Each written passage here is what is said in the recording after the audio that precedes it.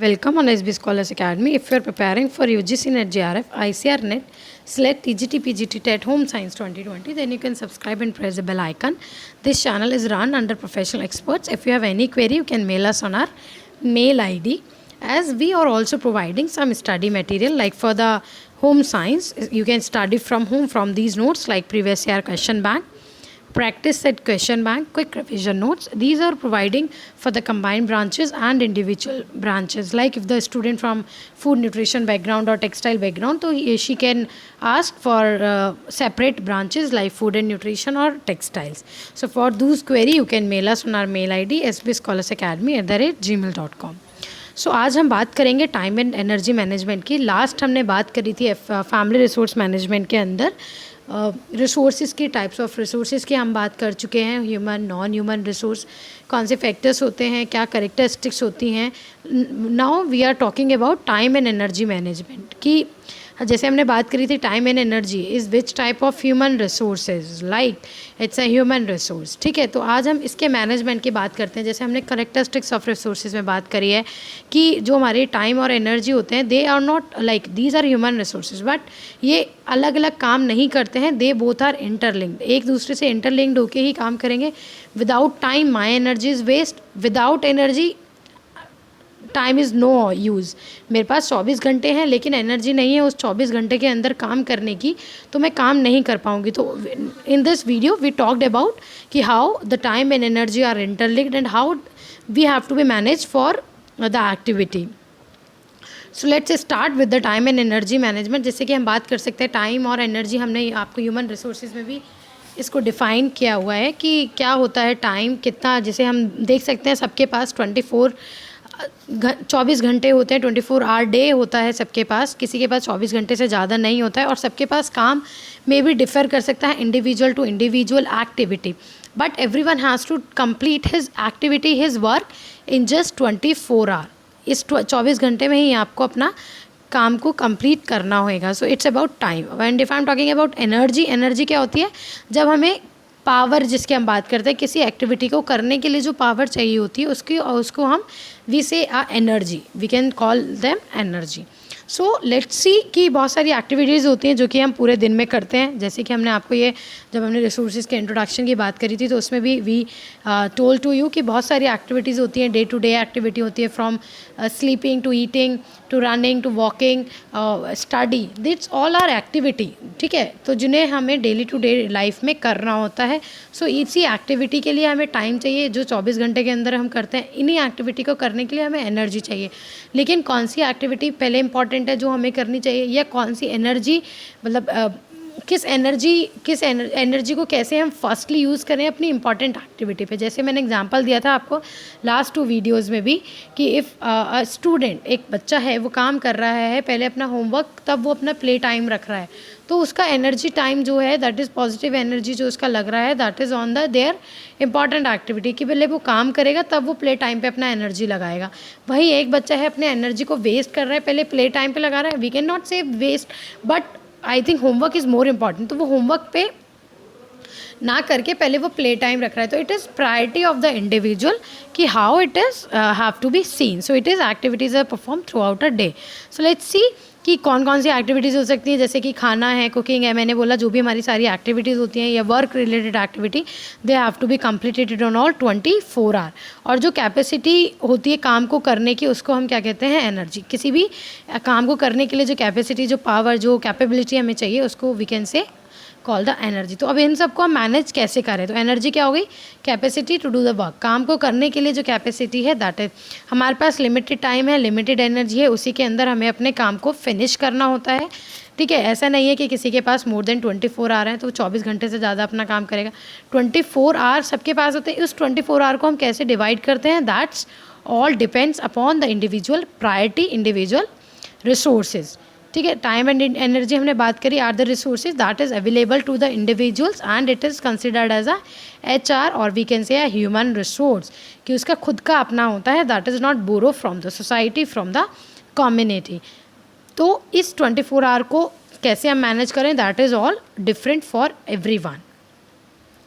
So let's see steps in time planning. अब इसमें हम देखते हैं टाइम एंड एनर्जी मैनेजमेंट कि कैसे हम एक्टिविटी को, कौन सी एक्टिविटी हमें फर्स्ट रखनी है, कौन सी एक्टिविटी हमें सेकंड रखनी है, या कौन सी एक्टिविटी को हम रखें कि हमारा जो वर्क है वो प्रॉपरली टाइम पे फिनिश हो जाए with best possible use of time and energy. Time भी ज़्यादा ना लगे, एनर्जी भी ज़्यादा ना लगे, और हमें जो प्रोडक्शन है, जो एक्टिविटी का रिज़ल्ट है, वो हमें ज़्यादा मिल जाए। तो इसी के लिए हमें टाइम प्लानिंग की ज़रूरत होती है कि with less of time, with best time और energy, we can gain more of production, more of profit, more of activity result. So let's see, सबसे पहले हमें क्या करना है। फर्स्ट प्रोसेस इसमें क्या होता है, जितनी भी हमारी एक्टिविटीज़ है उसको हमें लिस्ट आउट कर लेना होता है।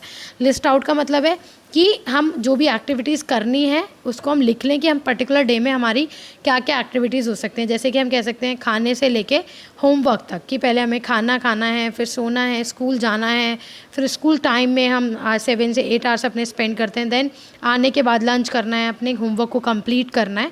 तो in this way we can list out all the activities. Another example we can say कि JRF, ठीक है, there is a 1 month for JRF। We can say कि 1 महीना मेरे पास JRF का, तो इस JRF को 1 महीने के अंदर मैं कौन सी अपनी एक्टिविटीज़ हैं उसको लिस्ट आउट करूँ, कौन सी इंपॉर्टेंट है। कि पहले मुझे बुक्स पढ़नी है, ठीक है, देन मुझे उसके प्रीवियस ईयर्स लगाने हैं, प्रीवियस ईयर्स लगाने के बाद मेरे को क्विक रिवीजन नोट्स पे भी काम करना है, फटाफट से रिवीजन लेना है, फिर जो मैंने अपने नोट्स बनाए हैं उनको करना है, एनालाइसिस करना है। तो in this way you can see, आप अपनी एक्टिविटीज़ को लिस्ट आउट कर लें, which activities are important. First you have to do that list, then this basically saves our time and energy. When we have listing the activities, so we can save our time and energy. So next we can step क्या होता है listing activities में, जो activity मेरे को करना है that I wrote, make a list, और मैंने उनको लिख लिया है।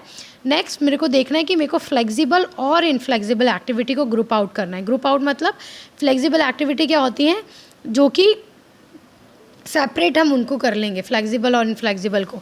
हमने एक एक्टिविटी बनाई, फिर उनको हमने 2 ग्रुप में बांट दिया, से फ्लेक्सिबल और इनफ्लेक्सिबल, और फिर फ्लेक्सिबल एक्टिविटी जो होती है उसको लिस्ट आउट कर लिया, इनफ्लेक्सिबल एक्टिविटी होती है जो उनको लिस्ट आउट कर लिया। इससे क्या होगा, कौन सी एक्टिविटी हमारे लिए इंपॉर्टेंट है जो कि हमें करनी है, और कौन सी एक्टिविटी जो इंपॉर्टेंट नहीं है उनको हम विद इन शॉर्ट पीरियड कर सकते हैं। सो बेसिकली फ्लेक्सिबिलिटी एक्टिविटीज़ क्या होती हैं जो कि डिले हो सकती है नेक्स्ट डे पे। जैसे कि हम मतलब समझ सकते हैं फ्लेक्सिबल से। फ्लेक्सिबल का मतलब क्या होता है कि टाइम को अप डाउन कर सकते हैं, अगर आज नहीं हुआ तो हम कल कर लेंगे, इतना इंपॉर्टेंट नहीं है। लेकिन इनफ्लेक्सिबल एक्टिविटी क्या होती है कि if it demands time basically, कि मुझे आज इस 1 घंटे में करना है, तो इस 1 आवर में मेरे को ये काम करना होएगा, it is important.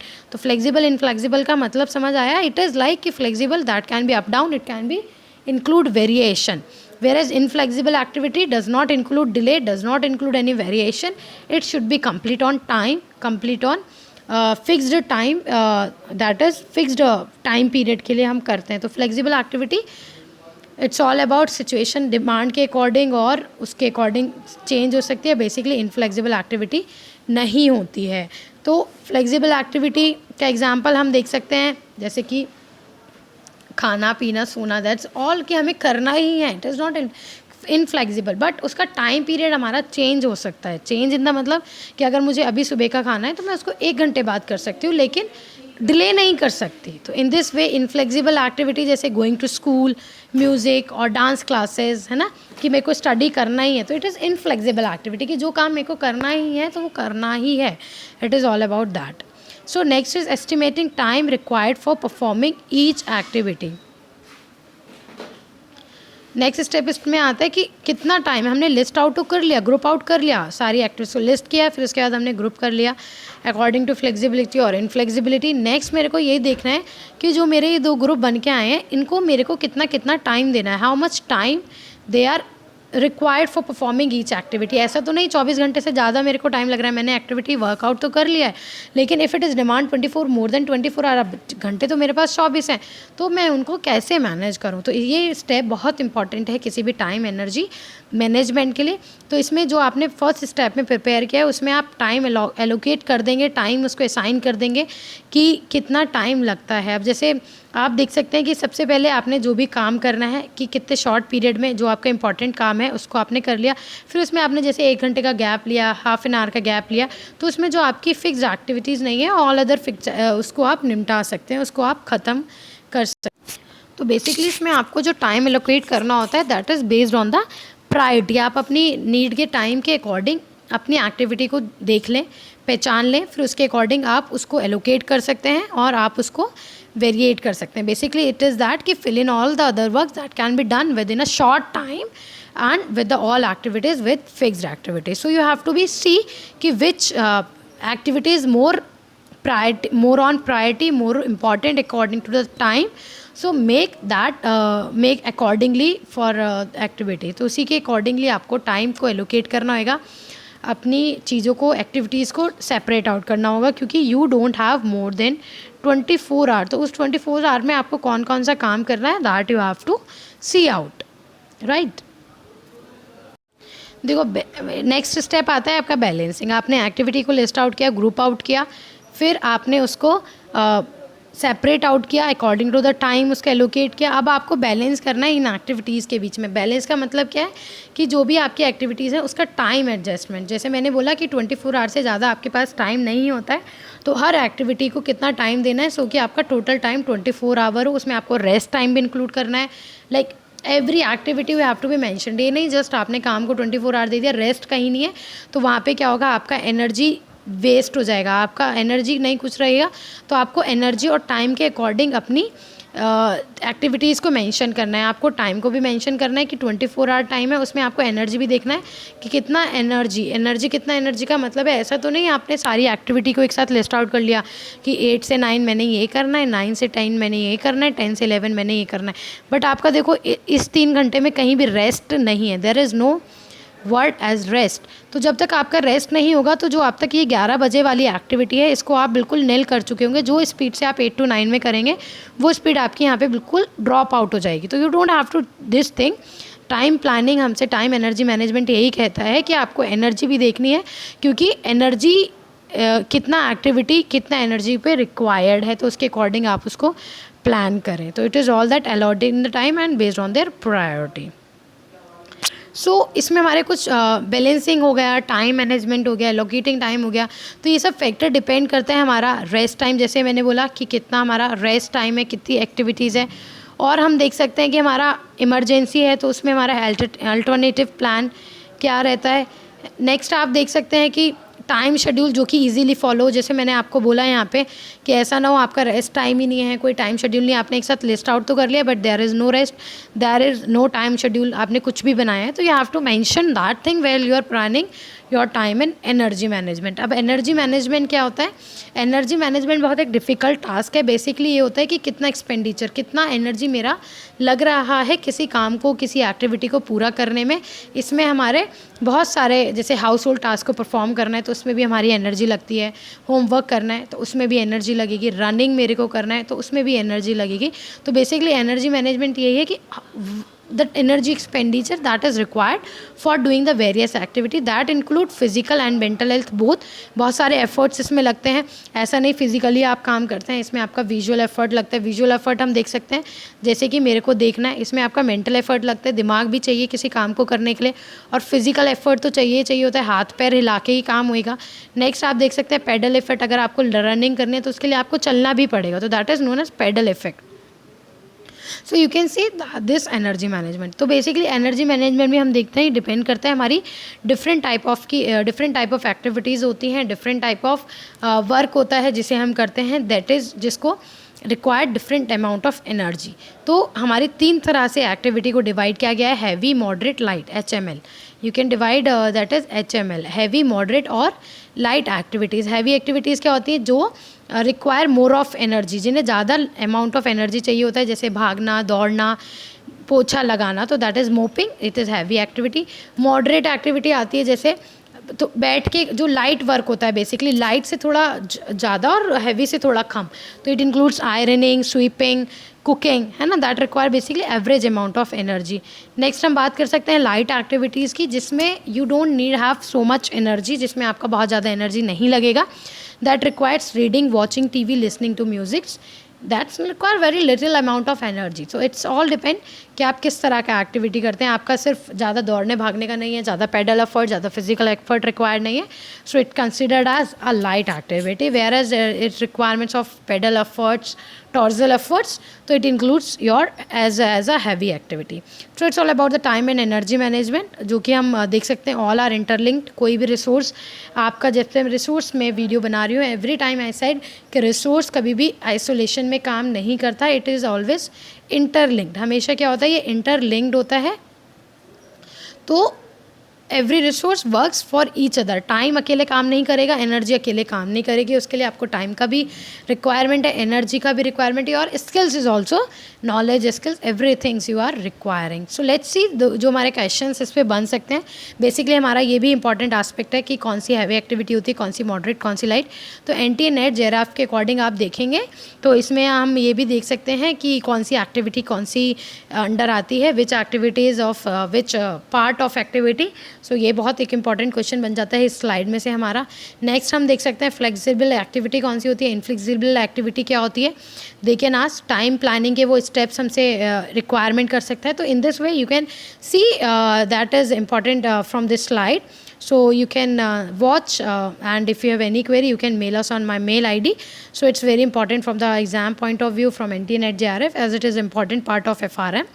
So you don't have to miss this video, it's very important. So let's see the questions that comes for NTA NET JRF, जो कि NTA NET JRF हमसे डिमांड करता है. Let's see.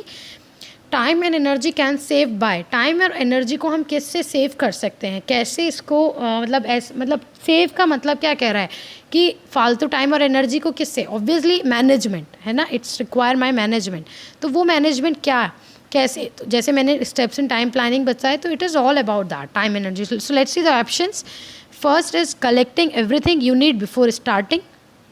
जो जो आपको करना है उससे पहले आप उसको कलेक्ट कर लो कि मुझे इसका रिक्वायरमेंट है and I have to do this. Next option क्या कहता है आपसे, placing items at their point of use. जहाँ आपको यूज़ करना है उसको आप प्लेस ऑफ आइटम कर लें, और यू कैन सी कि कैसे आपको किस टाइम पे कौन सा आइटम करना है. जैसे मैंने बोला, आप इनफ्लेक्सिबल फ्लेक्सिबल एक्टिविटी को ग्रुप आउट कर सकते हैं. ठीक है. नेक्स्ट आई एम सीइंग कि प्लानिंग एक्टिविटी सीक्वेंस. ये ऑप्शन आपसे कह रहा है planning activity sequence. Planning activity sequence की मैंने जैसे बात करी कि कौन सी एक्टिविटी पहले आएगी, कौन सी एक्टिविटी बाद में आएगी, कितना टाइम आपको, कितने क्या ज़रूरत. तो you can see is there any option जो कि नहीं होना चाहिए. Time and energy can save by, but it required all of the above. So you have to see what the question demands. Is it demands all the option, is it demand some particular option. Actually आपको question पे ध्यान देना होता है, question आपसे क्या कह रहा है, तो आप उसके अकॉर्डिंग ऑप्शन देखेंगे. तो here it says all of the above, क्योंकि हमें सबका ज़रूरत पड़ता है. ऐसा नहीं आप कलेक्ट कर लें एक्टिविटीज़ को फिर आप उसको काम करेंगे. No, it is all of the above. So if you have any query in my video, you can comment us on my comment section. If you don't subscribe my channel, subscribe it and press the bell icon so you'll be updated with my video. Thanks for watching my video. Stay safe, stay home. All the best for your NTA NET JRF.